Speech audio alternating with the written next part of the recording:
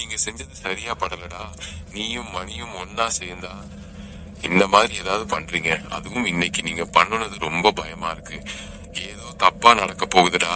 எதுக்கும் கோவிலுக்கு போலாம் என்று பயந்தவாறே கூறி வந்தான் மகேஷ். ஏண்டா இந்த காலத்திலயும் பேய் பிசாசுன்னு பயப்படுற? இப்போ ஸ்பேஸுக்கே ராக்கெட்டை விட்டுக்கிட்டே இருக்காங்க. நீ இன்னும் இந்த பழைய புராணம் பாடிக்கிட்டே இருக்க.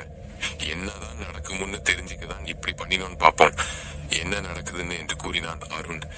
சூரியன் செங்குதிர்களை வீசிக்கொண்டு மேற்கே மறைந்து கொண்டிருந்தது. வானம் முழுவதும் வழக்கத்திற்கு அதிகமாக அடர்ந்த சிவப்பு நிறத்தில் காட்சியளித்தது.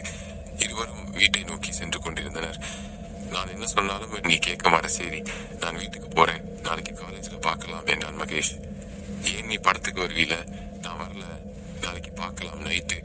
நீ எங்கேயும் போயிடாத, பேய் ஏதாவது தூக்கிட்டு போயிட போகுது என்று சிரித்தவாறே கிளம்பினான் அருண். அதே நாள் காலை அருணும் அவனுடைய நண்பர் மணியும் கிரிக்கெட் விளையாடிக் கொண்டிருந்தனர். வெயில் வெறித்தெரிக்க அவன் வியர்வை சிந்திக்க பந்தை பலமாக அடிக்க நினைத்தான். ஆனால் பந்து தூரமாக அடித்து அது அருகில் இருந்த பழைய கல்லறைக்குள் விழுந்தது. மணியும் பந்து எடுக்க அச்சமாக இருந்தான். அந்த இடத்துல யாரும் போக மாட்டாங்க. பழைய சாபம்னு சொல்றாங்க. பந்து வேற இடத்துக்கு அடிச்சிருக்கலாம். அடடா, நீ எவ்வளவு பயப்படுற? நம்ம விளையாடுறதால இந்த சாபம் என்ன செய்ய போகுது என்று அருண் சிரித்து விட்டான். அவன் கல்லறைக்குள் நுழைந்து அடையாளமற்ற பழைய கல்லை பார்த்தான். கல்லில் பெயர் மட்டுமல்ல, முழுவதுமாக அழிந்து காணாமல் போயிருந்தது. அழுகிய பூக்கள், உடைந்த விளக்குகள் அதன் அருகே சிதறி இருந்தன. அருண், இங்க நிம்மதியா படுக்க முடியலையா என்று பரிதாபமான கல்லை தனது பேட்டால் தாக்கினான்.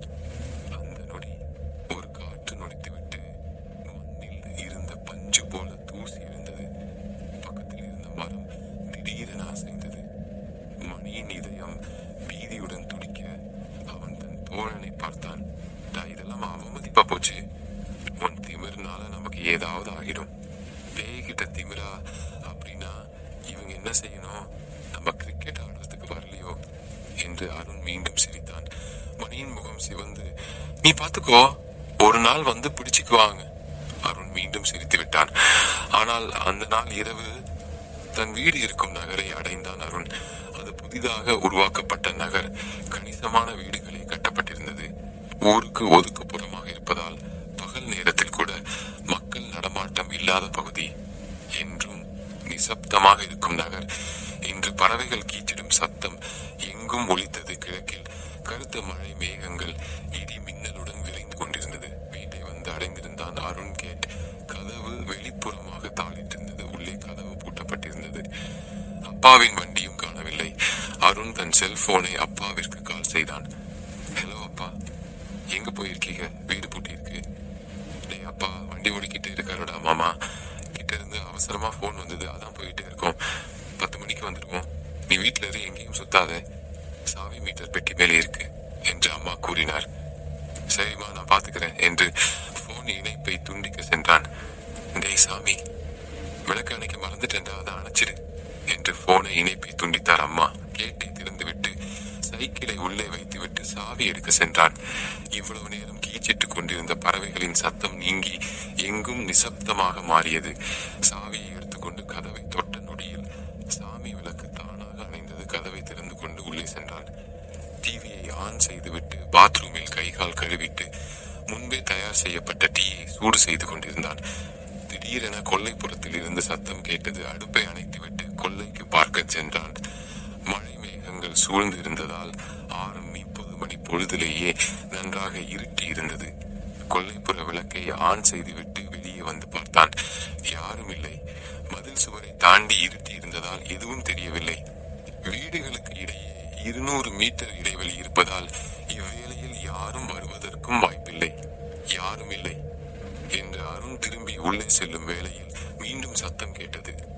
சுவர் அருகில் இருந்த புதரில் இருந்து தான் சத்தம் வந்தது. யாராவது இருக்கிறார்களா என்று குரல் எழுப்பினான். பதில் இல்லை. திடீரென புதரின் நடுவே இரு கண்கள் கண்கள் மிளிரியது. அவன் இதயம் ஒரு கணம் நின்றே போனது. அந்த கண்கள் அவனை கூர்ந்து பார்த்து கொண்டிருந்தது. செய்வதறியாது திகைத்து நின்றான். பெரிய தவறு செய்துவிட்டேமே என்று அவன் மனம் குழம்பியது.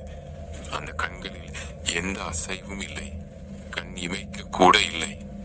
அவனை கூர்ந்து பார்த்தது. தைரியத்தை வரவழைத்துக் கொண்டு அருகே கிடந்த கல்லை எடுத்து வீசினான். புதரில் இருந்து கருப்பு பூனை ஒன்று குதித்து ஓடியது. அரசே, பூனையை பார்த்த இவ்வளவு நேரம் பயந்தேன். ஒரு நிமிஷம் உயிரே போயிடுச்சு. ஒரு வழியாக பயம் எல்லாம் நீங்கி கொள்ளை கதவை அடைத்துவிட்டு சமையல் அறையில் நுழைந்தான். அடுப்பில் இருந்த டீ எடுத்துக்கொண்டு ஹாலுக்கு திரும்பும் போதுதான் கவனித்தான். அவன் வீட்டுக்கு வந்த போது சமையலறை ஜன்னலை திறந்துவிட்ட நியாயம் அவனுக்கு இருந்தது.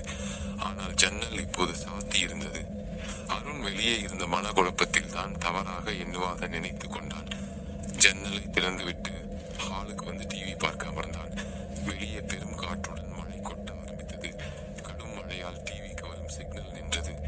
டிவியை ஆஃப் செய்துவிட்டு சமையல் அறைக்கு டீ கப்பை வைக்க சென்றான். அவன் திறந்து வந்திருந்த ஜன்னல் மீண்டும் மூடியிருந்தது.